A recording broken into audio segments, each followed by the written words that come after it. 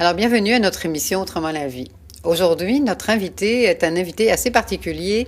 C'est un évêque, mais un évêque pas catholique, un évêque de confession bouddhiste, chercheur en physique quantique et conférencier. Je vous présente M. François Lépine. Bonjour, M. Lépine. Bonjour, Mme Ravagien. Alors, on va déjà commencer par s'appeler François et Marie. Je pense que c'est plus convivial. Bonjour, Marie. C'est assez surprenant parce que moi, j'ai déjà bien entendu parler, et tout le monde a entendu parler des moines bouddhistes, mais là, c'est la première fois que j'entends parler d'un évêque bouddhiste. Alors, vous pourriez faire la différence et comment vous êtes arrivé Le moine se voue à une vie monastique, d'où le nom moine. Le prêtre n'est pas un moine nécessairement. Donc, le prêtre, c'est quelqu'un qui peut agir dans la population, qui n'est pas nécessairement dans un monastère. Puis, un évêque, c'est quelqu'un qui est habilité à ordonner des prêtres et à ouvrir des monastères ou des temples. OK. Et quel est le cheminement qui vous a permis d'arriver là à devenir évêque? Est-ce que c'est quelque chose que vous aviez toujours ressenti au profond de vous, ou bien c'est un cheminement personnel? Non, c'est arrivé sans que je le souhaite, sans que je le repousse non plus. Le cheminement a commencé par du questionnement dans l'adolescence et mon frère qui s'est fait assassiner. Donc, au menu, il y avait le questionnement face à la vie. Donc, je me suis mis à me poser des questions. J'ai cherché dans toutes les méthodes, la magie, la cartomancie, les réels, j'ai tout fait, les sectes possibles, j'ai exploré. Puis, je me suis rendu compte qu'il y avait des enseignements très vieux qui livraient la marchandise. Contrairement à beaucoup de brouhaha très nouveau, qui est bon, soit dit en passant, parce que ça m'a apporté tout de même, mais j'ai trouvé une profondeur dans la sagesse ancestrale. Donc, j'ai étudié le christianisme ésotérique, le bouddhisme et l'hindouisme. Et c'est dans le bouddhisme que la voie s'est dessinée par elle-même. C'est l'aspect non sectaire, l'aspect personne n'appartient à une religion, à un dogme, le fait que les bouddhistes ne sont pas limités dans une cage de lois ou de règles. Il y a les préceptes de base, donc il faut être gentil avec son prochain, ne pas tuer, ne pas mentir, ne pas voler et faire le bien au meilleur de son possible, développer la compassion. Mais toutes les autres règles, le dimanche, il faut pas que tu travailles, ou telle autre règle qui ne sont pas des règles fondamentales dans la nature, les bouddhistes ne les ont pas, ou très peu de bouddhistes les ont. À part quelques règles strictes dans certaines sectes bouddhistes. Donc, en fait, il y a moins de règles de forme, c'est moins dogmatique. C'est ça, en fait, le bouddhisme est vu comme une philosophie bien plus qu'une religion pour beaucoup de gens. Donc, c'est une philosophie de vie, mais il y a une structure religieuse dans le sens qu'il y a une célébration de notre foi. Il y a une célébration de ce que nous appelons Dieu, sans nécessairement donner la même définition à Dieu qu'un catholique le ferait ou qu'un hindou le ferait ou qu'un musulman le ferait. Pour nous, c'est une conscience universelle et non pas une personne. Et je veux dire, là, est-ce que vous vouez maintenant à enseigner, à former oui. Par vos conférences? Bien sûr, il y a les conférences, il y a les cours hebdomadaires à ceux qui sont intéressés, aux étudiants. Il y a des rencontres avec des gens qui se qualifient eux-mêmes de disciples. Donc, c'est pas moi qui ai décidé que j'étais un maître et ils étaient disciples. Ils ont décidé eux-mêmes de s'ouvrir à un niveau de conscience dévoué, mais ils sont pas dévoués à moi en tant qu'enseignant, ils sont dévoués à leur propre foi. Puis, je donne des conférences. Il y a une conférence dans une semaine et demie. Je voyage à travers le monde pour parler du message. Je suis invité de temps en temps dans le domaine où ça croise mon métier de chercheur en physique quantique. Puis, je me plais beaucoup à donner l'enseignement bouddhiste, mais adapté à une nouvelle culture. Donc, le bouddhisme dit, peu importe à qui vous parlez, prenez leur nom, dites leur nom, parlez de leur Dieu, dites leurs choses. Adaptez-vous à la culture. Plutôt que d'essayer de convertir quelqu'un à une religion, adapte le bouddhiste à celui qui t'écoute. Parce que le but, c'est pas d'avoir raison, le but, c'est que la personne se sente bien. Donc, c'est détaché de soi-même. Le but, c'est qu'il y ait une résonance, en quelque sorte, chez la personne. Absolument, absolument. Et souvent, on se plaît nous-mêmes à dire qu'on ne connaît rien chez les bouddhistes et qu'on reste en recherche. Et ça enlève un peu de valeur à la connaissance et ça donne de la valeur à la conscience. Donc, savoir une information, c'est bien, mais en être conscient, c'est tout à fait autre chose. Donc, savoir ce que c'est souffrir, c'est bien, mais être conscient de la souffrance, c'est tout à fait autre chose. C'est ce qui nous permet de nous en libérer. Parce que savoir ce que c'est la souffrance, ça nous permet juste de l'observer, puis de la vivre, de la subir, mais ça ne nous donne pas d'outils pour la manipuler, pour faire ce qu'on veut, pour en faire une expérience grandissante.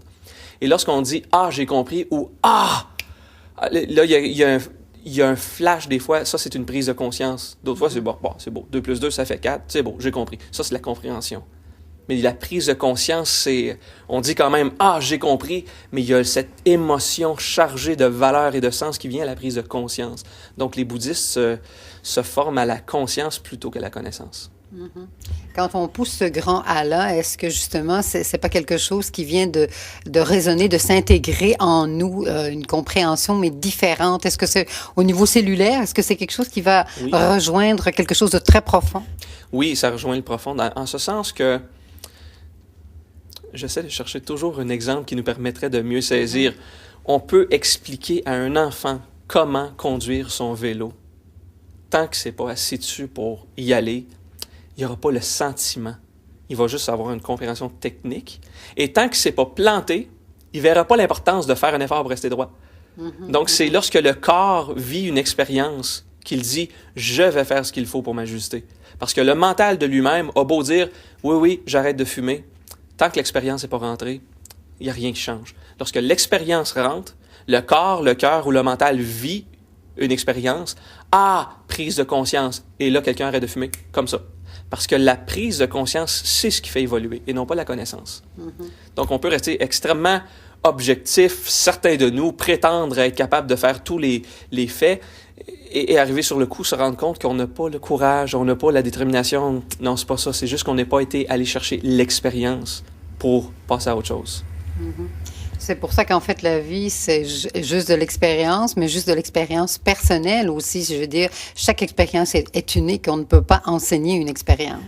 Exactement.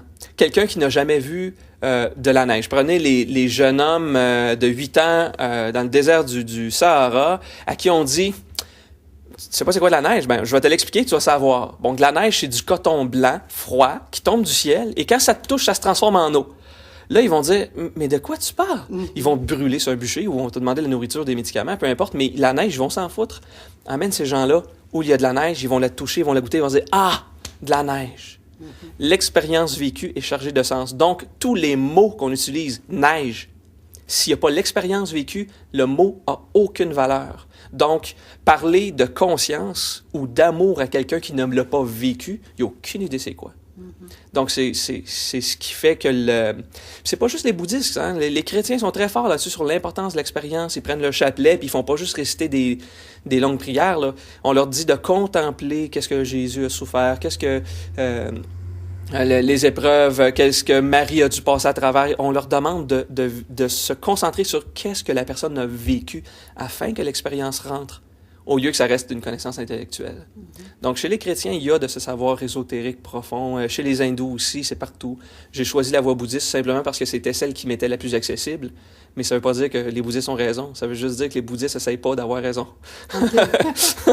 Mais c'est ce qui fait aussi, en parlant d'expérience, que vous, en tant que d'abord prêtre, puis évêque bouddhiste, vous êtes marié, vous avez des enfants, vous avez fondé une famille. Oui.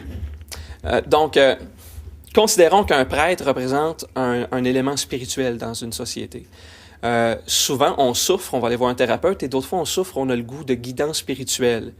Et si on va voir un moine bouddhiste qui n'a pas d'enfant, qui n'est pas marié, comment est-ce qu'on peut s'attendre à ce qu'il comprenne le problème que je vis? Donc, si les bouddhistes accordent beaucoup d'importance à la souffrance et à notre capacité à s'en libérer, il faut bien sûr avoir vécu les expériences d'avoir eu une bataille pendant 2 heures sur la façon de gérer le budget, d'avoir tenu un enfant qui perce ses dents sur ses épaules puis l'entendre pleurer. Il faut avoir vécu ça pour pouvoir dire « Ah, là, j'ai conscience. Là, je suis conscient. Ce n'est plus que de la connaissance. Là, je te comprends. » Quand je comprends, là, la personne se sent reçue. Pourquoi? La personne qui cherche guidance ne se frappe pas un mur intellectuel rempli de réponses preset. Tu payes sur Python 1, 2, 3 pour dire fais déjà je vous salue Marie, ça va bien se passer, ou encore repens-toi et fais le bien et sois compréhensif avec ta femme, puis ta femme devrait obéir le mari. Tout ça, c'est du par cœur. La vérité, c'est oui, je te comprends dans ta souffrance. Là, voici comment tu peux faire pour t'en sortir. Donc là, on va parler de se débarrasser de l'orgueil, de se détacher de l'importance d'avoir raison, de se détacher de l'importance de gagner un conflit, alors qu'au début, on devrait juste dire « Ah, je veux pas de conflit. Est-ce que tu me pardonnes? Je te pardonne. Ah, c'est le fun. Fini. Plus de conflit. » Okay, donc, c'est vraiment une approche tactile. Donc, j'ai des enfants.